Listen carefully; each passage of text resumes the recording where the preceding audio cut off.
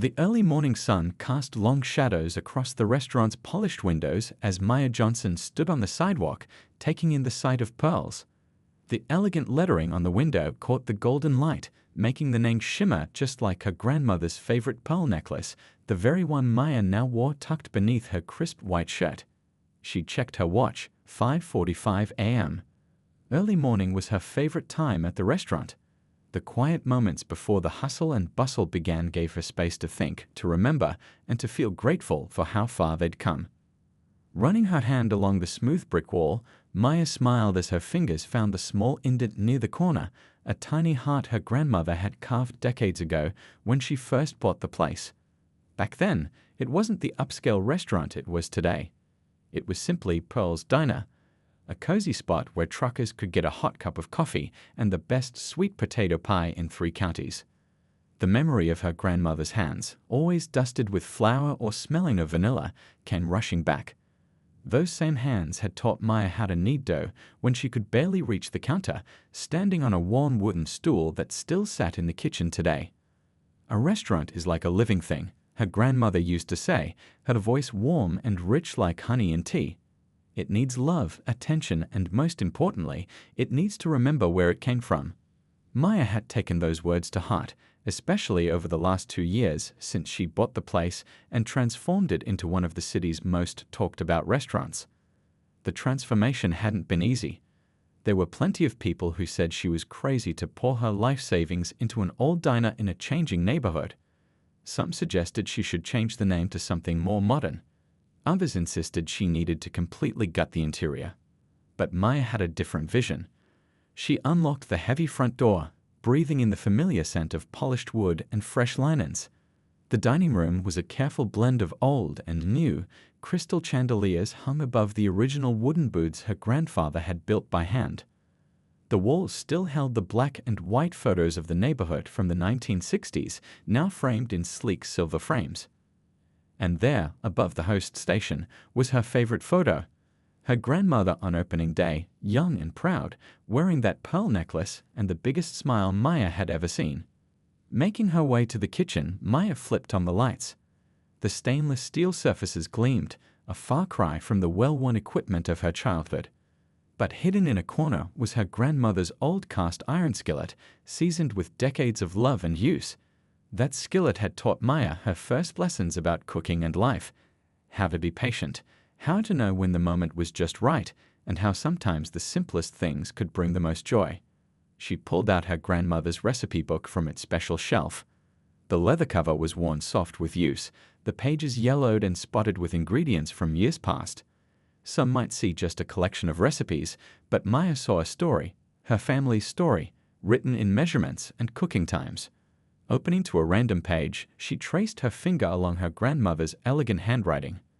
The margins were filled with little notes. Add extra butter if it's raining.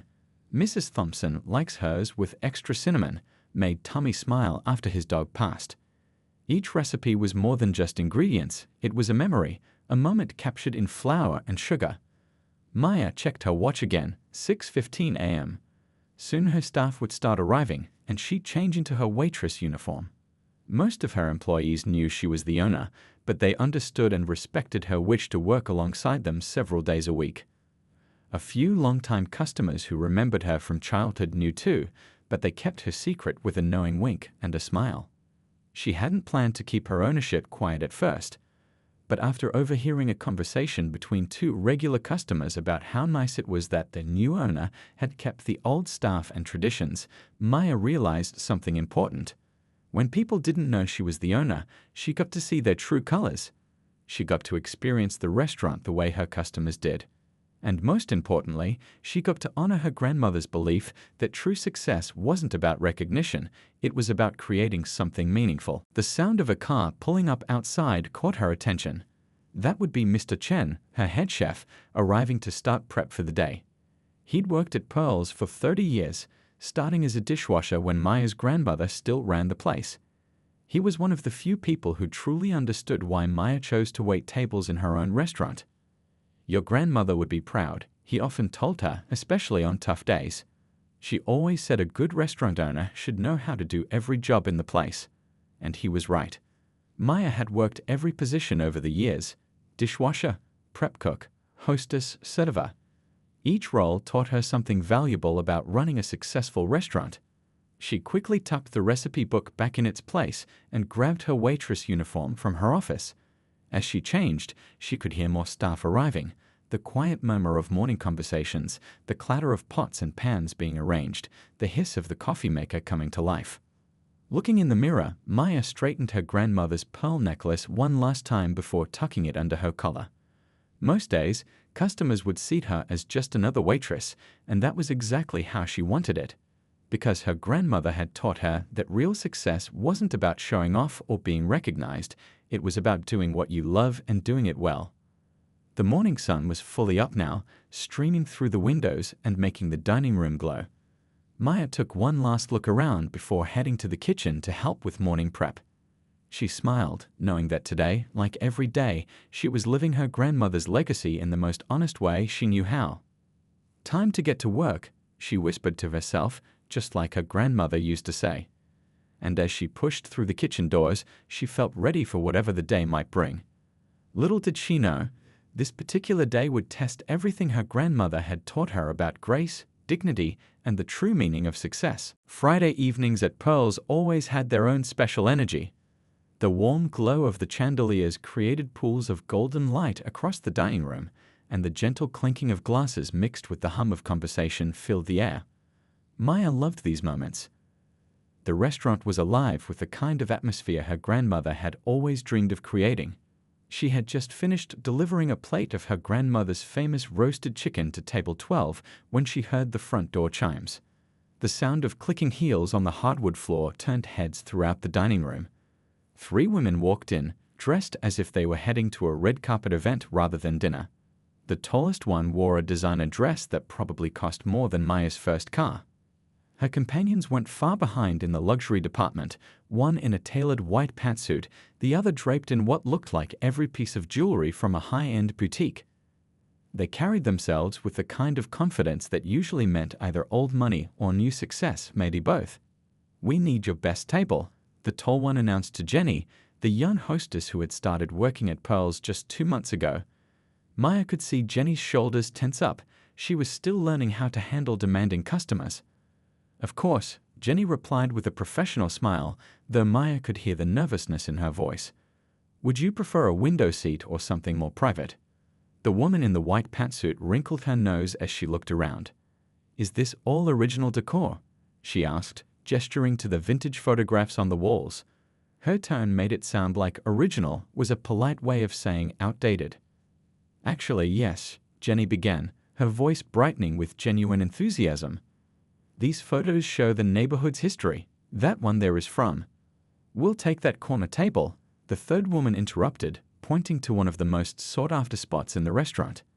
It was Maya's grandmother's favorite table, positioned perfectly to see both the street outside and the entire dining room. Maya watched as Jenny led them to the table, quietly proud of how the young hostess maintained her composure. As they walked, the women's comments floated across the dining room. "I heard this place used to be a diner," one said, like she was mentioning something slightly distasteful. "Well, at least they cleaned it up," another replied with a laugh that made Maya's jaw tighten just a bit. She thought of her grandmother, who had scrubbed these very floors by hand every night for 20 years. Taking a deep breath, Maya grabbed 3 menus and her order pad. She had dealt with all types of customers over the years, and her grandmother had taught her that sometimes the ones who acted the most superior were the ones who needed the most kindness. "Good evening, ladies," Maya said warmly, approaching the table. "Welcome to Pearl's. I'm Maya, and I'll be taking care of you tonight." The women barely looked up as they accepted their menus. The one in the white pantsuit immediately reached for her water glass, then pulled her hand back with a frown. "This water isn't cold enough," she declared, looking at Maya as if she had personally offended her. "And we'll need sparkling water. The expensive kind, not whatever local brand you probably serve." Maya nodded pleasantly. "I'll bring you fresh water right away. We serve Mountain Springs sparkling water imported from the Alps. Would you prefer still or sparkling for the table?" The tall one looked up, surprise flickering across her face for a moment. Clearly, she hadn't expected a simple diner to serve imported water. sparkling. And make sure the glasses are properly chilled this time. As Maya turned to get their water, she heard one of them mutter, "At these prices, you'd think they could afford better trained staff." The comment stung, but Maya let it roll off her back. She thought about Mr. Chen's words from that morning. The ones who judge the most usually know the least. How right he was. Returning with perfectly chilled glasses and their sparkling water, Maya noticed that the dining room had grown quieter. Other customers were stealing glances at the table, picking up on the tension that was building. Maya's regulars, the ones who had been coming to Pearl's since it was a diner, were watching with particular interest. They knew quality service when they saw it, and they had seen Maya handle difficult situations before. "Are you ready to order?" Maya asked, pen poised above her pad. "Our special tonight is herb-crusted salmon with pearl onion risotto, a recipe that's been in our collection for over 40 years. The woman in the white pantsuit scoffed. 40 years? Shouldn't you have updated the menu by now? Maya's smile remained genuine. Actually, we believe some things are timeless. Though we have refined the presentation over the years, the core recipe remains because it's simply that good. It's won several culinary awards. Awards? The tall one asked skeptically, looking Maya up and down. And you would know about culinary awards. The third woman, who had been relatively quiet, added with a smirk, "Honey, no offense, but you're a waitress. Let's stick to taking orders, shall we?" Maya could feel her grandmother's pearl necklace against her skin, cool and reassuring. She remembered watching her grandmother handle similar situations with grace and dignity. "Of course," she replied smoothly. "What would you like to order?"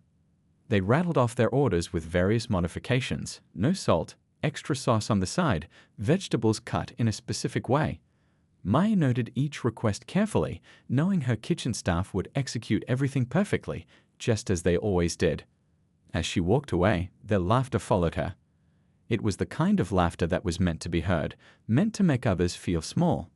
But Maya stood tall, her grandmother's words echoing in her mind. "Your worth isn't determined by how others treat you, but by how you treat others in return." The evening was about to take an interesting turn, though these women didn't know it yet. Maya could feel it in the air, like the moment before a summer storm breaks. She had no way of knowing that in just a few hours, this situation would become one of the most talked about moments in Pearl's history. Making her way to the kitchen, Maya caught her reflection in one of the polished serving trays. Her grandmother's pearl necklace peeked out just slightly from beneath her collar, glowing softly in the restaurant's warm light. She tucked it back in with a small smile, knowing that sometimes the best response to judgment was simply to keep doing what you do best. Little did these women know, they were about to learn a valuable lesson about appearances, assumptions, and the true meaning of class, all while sitting at what used to be a simple diner table, now transformed into one of the most coveted seats in the city. The kitchen was a flurry of activity as Maya pushed through the swinging doors with the women's orders. Mr. Chen glanced up from the grill, his experienced eyes catching the slight tension in her shoulders. "Everything okay out there?" he asked, already knowing the answer. After 30 years in the restaurant business, he could read customers just by watching how the servers carried themselves. "Just some particular guests," Maya replied with a small smile, pinning up the order tickets. "Nothing we can't handle."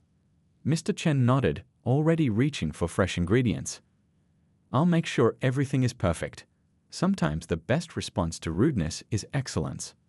Maya appreciated his wisdom. It reminded her of her grandmother's teaching. As she arranged water glasses on her serving tray, she could hear the faint echo of laughter from the dining room. Not the warm kind that usually filled Pearl's, but the sharp, cutting kind that made other diners uncomfortable. When she returned to the table, the women were huddled over their phones, seemingly amused by something on their screens. The one in the designer dress barely looked up as Maya set down their fresh water. "Oh good, you're back," she said, her tone suggesting Maya's arrival was more of an interruption than a service. "We need to know about these appetizers. The menu says the crab cakes are award-winning. What exactly does that mean?" Maya brightened. This was something she loved talking about. "Our crab cakes won the regional seafood competition 3 years in a—" No, the woman in white cut her off with a wave of her hand. "I mean, are they actually fresh? In a place like this, I have to wonder." The way she said, "a place like this," made it clear what she was implying. Maya kept her voice steady as she replied, "All our seafood is delivered fresh daily. We never use frozen." "And who exactly taught you about fresh seafood?" The third woman interjected, eyebrows raised. "Does waiting tables come with a culinary degree these days?" A few nearby diners shifted uncomfortably in their seats. At a corner table, Mrs. Patterson, who'd been coming to Pearl's since it was a diner, gripped her fork a little tighter. She knew exactly who Maya was and what she was capable of. "I assure you," Maya said calmly, "our kitchen maintains the highest standards of—" "Listen, honey," the woman in white interrupted again, her voice dripping with false sweetness. "We're just trying to make sure we're not wasting our money. This might be fine dining for some people, but we're used to a certain level of sophistication." Maya felt her grandmother's pearl necklace against her skin, like a gentle reminder of who she was and where she came from. She thought about the early mornings her grandmother spent at the fish market, teaching her how to pick the freshest seafood, how to tell if a crab was truly local, how to respect both the ingredients and the people who'd provided them. "I understand your concern," Maya replied professionally. "Would you like to try something else from the menu instead?" The women exchanged looks that spoke volumes. "No," the tall one said finally. "We'll risk it, but if these aren't the best crab cakes we've ever had, we'll need to speak to whoever's in charge." "Of course," Maya nodded, turning to head back to the kitchen. Behind her, she heard one of them say, just loud enough to be heard, "Can you believe they let her handle the premium tables? I mean, look at her. She belongs in the back somewhere." The comment rippled through the dining room. A young couple at a nearby table looked appalled. An elderly gentleman by the window shook his head disapprovingly. Mrs. Patterson was now gripping both her fork and knife, looking like she might say something. In the kitchen, Maya took a moment to collect herself. Mr. Chen was already plating the appetizers, each crab cake a perfect golden brown. He had heard the commotion through the kitchen doors. Not much escaped his notice. "You know," he said quietly, adding a final garnish, "your grandmother faced people like this too. Remember what she used to say?" Maya smiled, remembering. "The best ingredient in any dish is dignity." "Exactly," Mr. Chen nodded. "Now go show them what Pearls is really about." As Maya carried the appetizers back to the table, she could feel the eyes of the regular customers on her. They had watched her grow up in this restaurant, had celebrated her graduation from culinary school, had cheered when she quietly took over ownership. None of them said anything. They knew she handled things her own way, just like her grandmother had taught her. The women were deep in conversation when Maya approached, something about charity galas and social circles. They fell silent as she set down the plates, each crab cake presented perfectly with its accompanying sauce. "These look smaller than we expected," the woman in white commented, poking at hers with her fork as if expecting it to fight back. "Actually," Maya began, "the size is traditional for Maryland-style crab cakes. It allows for the perfect ratio of crust-toe." "Did we ask for a history lesson?" the tall one cut in. "I'm starting to think you need to learn your place here." The phrase, "learn your place," hung in the air like a storm cloud. Several nearby diners stopped eating entirely. Mrs. Patterson's knife was now squeaking against her plate. Maya stood there, feeling the weight of her grandmother's lessons on her shoulders. She thought about all the times she'd watched her grandmother handle difficult customers with grace, even when they didn't deserve it. She thought about the legacy she was protecting, the standards she was upholding.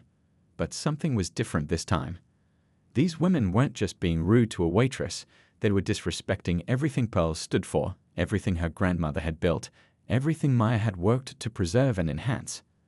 As she watched them pick at their food with exaggerated skepticism, Maya made a decision. Sometimes, she realized, teaching someone about respect required more than just quiet dignity. Sometimes it required truth. What these women didn't know was that they were about to learn exactly what knowing your place really meant at Pearl's. And Maya's place? Well, that was about to become very, very clear. The evening at Pearl's had reached that perfect dinner rush moment when everything should have been flowing smoothly.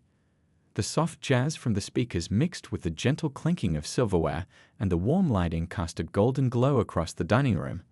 But tonight was different. There was an unusual tension in the air, like a rubber band stretched almost to its breaking point. Maya felt a strange sense of calm as she walked away from the table.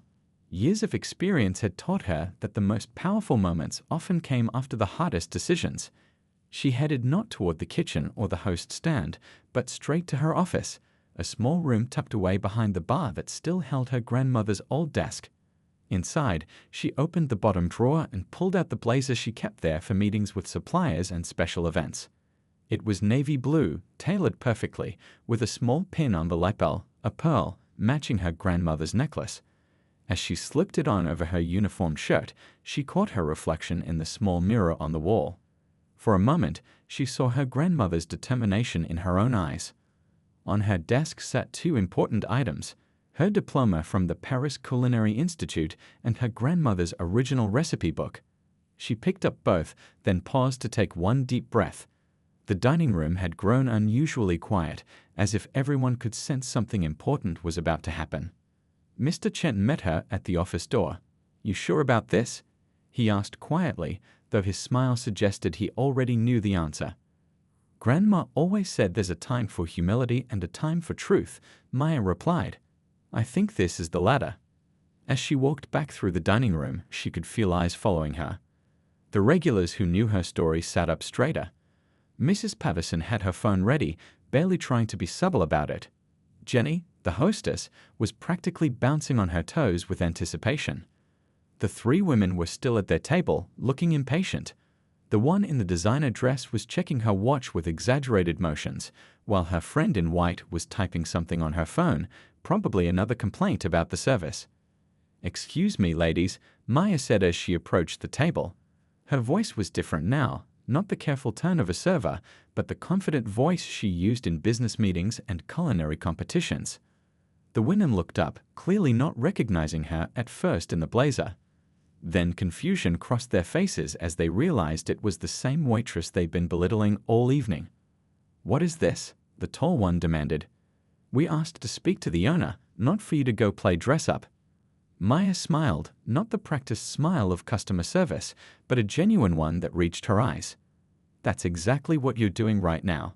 I'm Maya Johnson, owner and executive chef of Pearls."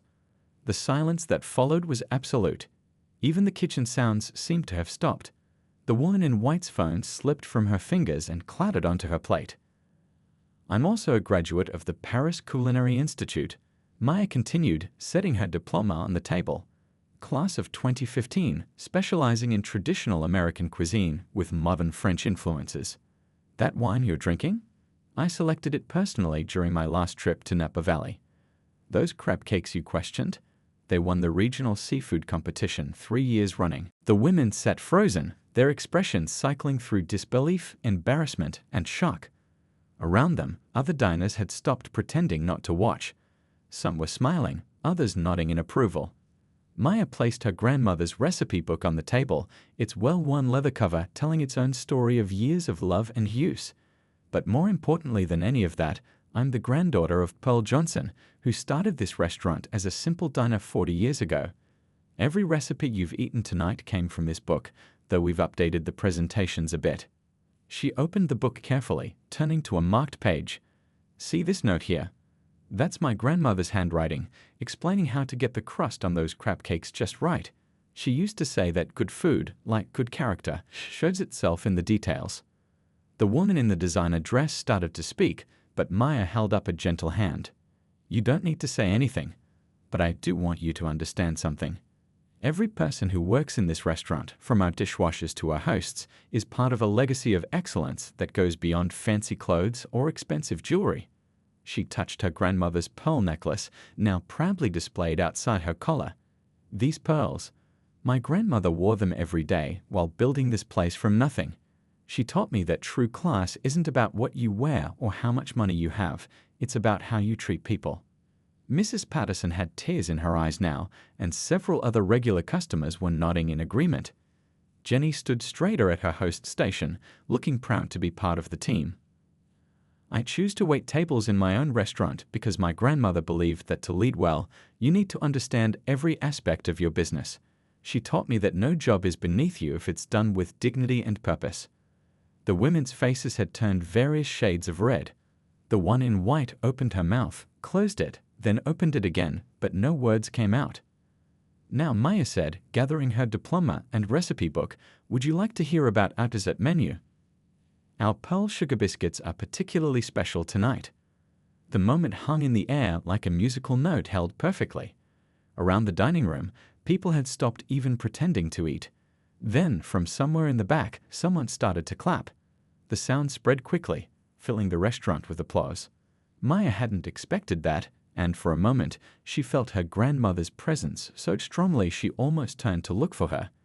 Instead, she simply stood there, feeling the weight of the moment, knowing that sometimes the best response to prejudice was simply to rise above it with grace and truth. The applause eventually died down, but its effect lingered in the air like the last notes of a beautiful song. Maya stood there, still in her blazer with her grandmother's pearls gleaming at her neck, looking at the three women whose faces had turned from superiority to shock to something that looked a lot like shame. The woman in white started to speak, her perfectly manicured hands fidgeting with her napkin. The designer-dressed lady stared intently at her plate, while their friend seemed fascinated by the ceiling's crown molding. Maya could have let them squirm. Part of her, the part that had felt every sting of their comments, wanted to. But she heard her grandmother's voice in her head. The true test of character isn't how you treat people who deserve kindness, it's how you treat those who don't. Let me tell you about this restaurant, Maya said, pulling up a chair. The move was smooth, natural, like she was about to share coffee with old friends. It started in 1983 with just 4 tables and a dream. My grandmother worked as a cook in other people's restaurants for 20 years before she could afford to open her own place. Around them, the regular dinner service had resumed, but people were still stealing glances their way. Mr. Chen had emerged from the kitchen and was pretending to adjust table settings nearby, clearly interested in how this would play out. She used to work 3 jobs, Maya continued, her voice warm with memory. She cooked here during the day, cleaned offices at night, and on weekends, she catered any event that would hire her. Every extra dollar went into making this place better. The women had stopped trying to avoid eye contact now. Something in Maya's voice, in the story she was telling, had caught their attention. I started as a dishwasher here when I was 15, she said, running her hand along the polished table surface. Grandma insisted, said if I wanted to learn the business, I had to start at the beginning. So I washed dishes after school, did my homework at that corner table over there, and learned every recipe in her book by heart. She paused, looking at each woman in turn. When I said I wanted to go to culinary school in Paris, you know what she did? She sold her car. Said she could take the bus to work if it meant I could chase my dreams. The woman in the designer dress swallowed hard. Her hand moved unconsciously to touch her own necklace, probably thinking about its price tag differently now. When I came back from Paris, I worked every position in this restaurant. Dishwasher, prep cook, line cook, server, host, bartender, everything. Because that's what my grandmother taught me. You can't lead what you don't understand. Maya's voice grew softer, but somehow it carried even better. 2 years ago, when my grandmother was ready to retire, she had offers from big restaurant groups. They wanted to turn pearls into something trendy, something modern, but she believed in what we built here. So she sold it to me instead, for the exact same amount she'd paid for it in 1983. Mrs. Patterson, still at her corner table, wiped a tear from her eye. She remembered those early diner days, remembered Pearl serving coffee and hope in equal measure. You know why I still wait tables several nights a week? Maya asked, though she didn't wait for an answer. Because every person who walks through that door has a story. Every meal we serve is part of someone's day, someone's celebration, someone's life. And my grandmother taught me that there's no such thing as a job that's beneath you if you do it with pride. She stood up slowly, straightening her blazer. The pearl sugar biscuits I mentioned, that was my grandmother's signature dessert. She won the state fair with them in 1965, back when people said she had no business entering a cooking competition. She went on to win 5 years in a row. The women sat in silence, their earlier arrogance completely deflated. Around them, other diners were finishing their meals, but many were lingering longer than usual, wrapped up in the moment unfolding before them. I'll have Jenny bring you the dessert menus, Maya said, her professional smile back in place. And ladies, the wine you've been drinking? It's from a small vineyard in Napa Valley. The owner there started as a field worker, saved every penny he made, and now produces some of the finest Cabernet in California. He taught me something important about wine that I think applies to people too. She picked up the wine bottle, showing them the label. He said you can't judge the quality by the fanciness of the label. It's what's inside that matters, and sometimes the most beautiful things come from the most humble beginnings. As Maya turned to walk away, she heard one of the women call out softly, "Wait." She turned back, and the woman in white, who had been so dismissive earlier, looked up at her with genuine regret in her eyes. I'm sorry. We were wrong. Her friend in the designer dress finished for her. We were wrong. And horrible. And I don't know how to make this right. Maya smiled, a real smile that reached her eyes. You already started to make it right, by learning to see beyond your first impressions. That's what my grandmother would say anyway. As she walked away, Maya could hear the women talking quietly among themselves, their voices carrying a very different tone now. She caught phrases like, "Can't believe we," and "so embarrassed," and "need to do better." At the host station, Jenny was practically bouncing with excitement. "That was amazing," she whispered as Maya passed by. "You're amazing." Maya just smiled and adjusted her grandmother's pearls. "No, Jenny, what's amazing is learning to see people for who they really are, not who we assume them to be. That's the real secret to success in this business, and in life." She headed back to her office to change back into her regular uniform. There were still tables to serve, after all, and the night wasn't over. As she passed the kitchen, Mr. Chen gave her a proud nod, and she could have sworn she saw her grandmother's smile in his eyes. The rest of the evening would bring its own moments and stories, but something had shifted in Pearls that night. A lesson had been taught, not through anger or revenge, but through dignity, truth, and the simple power of letting actions speak louder than assumptions. The morning sun streamed through Pearl's windows, casting long shadows across the empty dining room. Maya stood at the host station, scrolling through her phone with a mix of amazement and humility. The events of last night had somehow made their way onto social media, and the story was spreading like wildfire. Mrs. Pavison's video had started it all. "Restaurant owner teaches unforgettable lesson in class," read one headline. The comments section overflowed with support, with people sharing their own stories of judgment and prejudice and how they wished they'd handled things with the same grace Maya had shown. "You're trending," Jenny announced as she walked in for her morning shift, waving her phone. "My mom called me this morning crying after watching the video. Said it reminded her of when she first came to this country and worked as a waitress." Maya put her phone away, smiling at the growing line outside the restaurant.